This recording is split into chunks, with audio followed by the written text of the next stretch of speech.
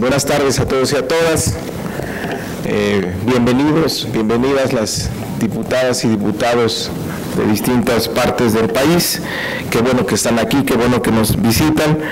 Quiero empezar felicitando a la Comisión de Presupuesto y a su presidente, Alfonso Ramírez Cuellar, por la organización de este encuentro, lo mismo que a la diputada Patricia Terrazas, presidenta de la Comisión de Hacienda, por haber tenido la idea de organizar este encuentro para reflexionar y analizar las finanzas públicas de nuestro país.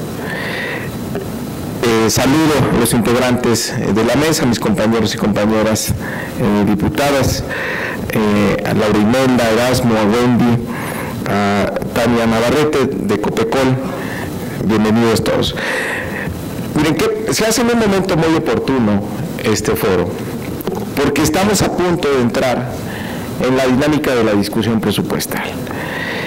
Y normalmente, en esa discusión, es muy fácil que predominen los intereses particulares sobre el interés general.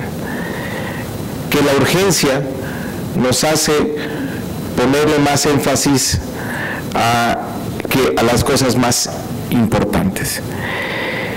Y estamos en medio de una discusión en los últimos años de cómo nos repartimos un pastel que cada vez se hace más pequeño.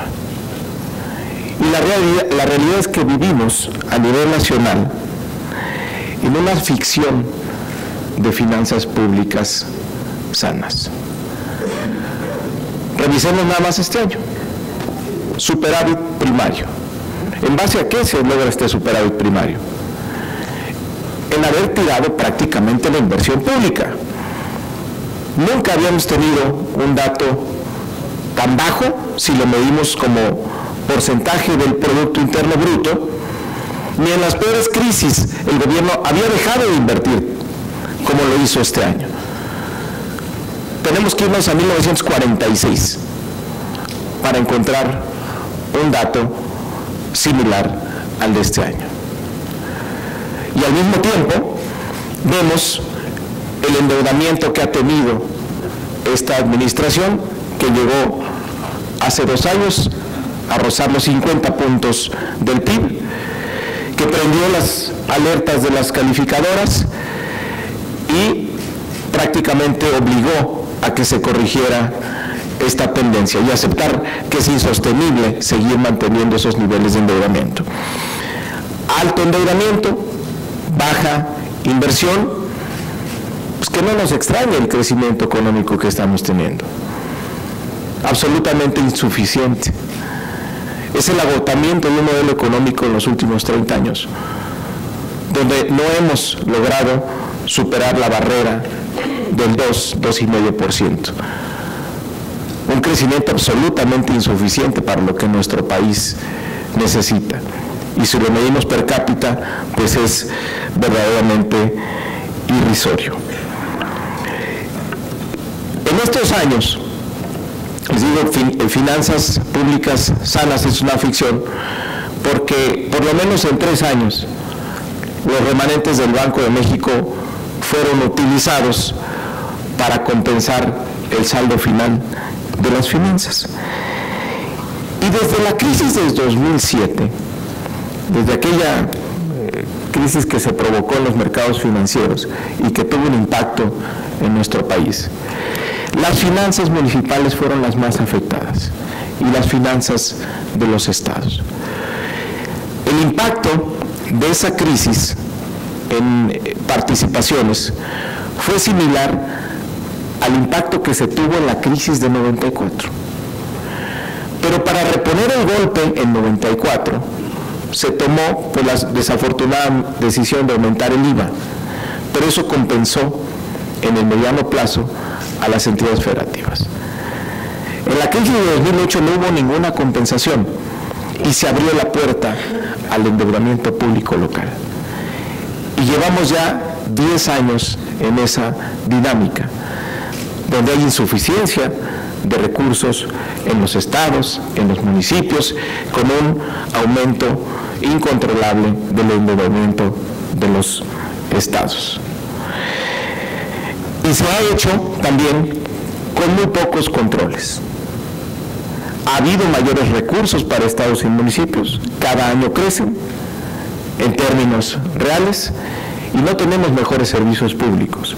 Y sí tenemos escandalosos casos de corrupción y abusos permanentemente en muchos estados sin distingo de partido. Entonces, les digo esto porque vamos a entrar a la discusión del presupuesto. Y es una discusión que no tiene solución si no entendemos muy bien en el momento en el que estamos. Que es una gran oportunidad para ir a fondo y darle la vuelta y no seguirnos peleando por recursos que cada vez son menores. ¿Cómo le podemos dar la vuelta? ¿Qué está proponiendo el gobierno electo? Primero, no aumentar impuestos. Detener esta transferencia de sectores productivos hacia el gobierno, porque el gobierno ha demostrado que su gasto público es muy improductivo. En nuestro país el gasto público tiene muy poco impacto, genera muy poco valor agregado en prácticamente todos los sectores. Eso lo pueden verificar ustedes, lo mide el INEGI. Es prácticamente cero o negativo.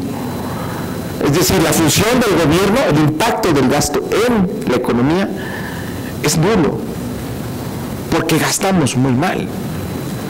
Y es tiempo de revisar el gasto. No se le puede pedir a la sociedad un mayor esfuerzo fiscal, ni a las empresas ni a las familias, porque ese sacrificio hasta el momento no vale la pena, si no tenemos controles en el gasto. Y ahí el segundo tema, austeridad. La austeridad no es que sea una moda, o no es que de repente al presidente electo se le ocurrió que hay que tener un gobierno austero. Es que como modelo económico ya no podemos seguir con este despilfarro. Se tiene que revisar cada peso que entra en la hacienda pública y cómo se gasta, porque viene de un esfuerzo muy importante de los trabajadores mexicanos o de las empresas. Y no se puede seguir gastando sin control, sin orden, manteniendo excesos y privilegios.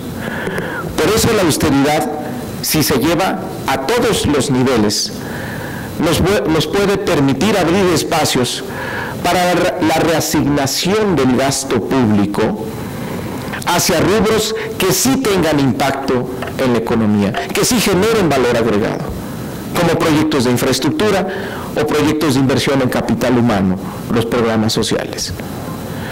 Si logramos hacer esa reasignación, puede volver a haber un estímulo, se pueden generar condiciones para que nuestra economía se salga de ese marasmo.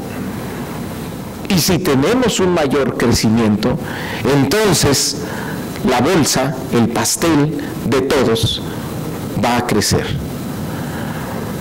Entonces vamos a tener dos opciones en el presupuesto. O nos vamos por la urgencia, o sacamos nuestros proyectos pequeños que no va a hacer ninguna diferencia ni en el bienestar de nuestros distritos ni en los estados, o nos vamos por una apuesta para darle la vuelta al modelo, sabiendo que en el mediano plazo nos va a ir mejor a todos.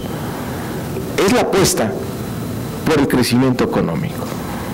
¿Qué gobierno se ha hecho responsable del crecimiento económico en los últimos años? El Banco de México celebra todo el tiempo que cumple con el papel que le señala la Constitución, mantener la estabilidad de precios. Y lo hacen muy bien, regulan muy bien la política monetaria y tienen control de precios. ¿Y qué nos ha dicho el gobierno en los últimos años? ¿Cuál es su tarea fundamental? Mantener finanzas públicas sanas. Al gobierno le interesa su caja y no los bolsillos de los mexicanos.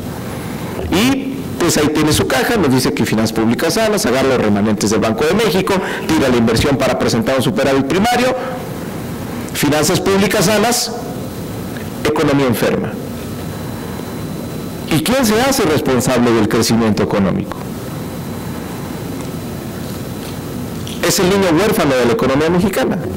Nadie lo toma, nadie se hace responsable. Si no tenemos crecimiento, nos vamos a seguir peleando recursos cada vez menores en un ambiente de crecimiento, de la violencia, de la pobreza, de la desigualdad. Entonces, 2019 será esa gran oportunidad.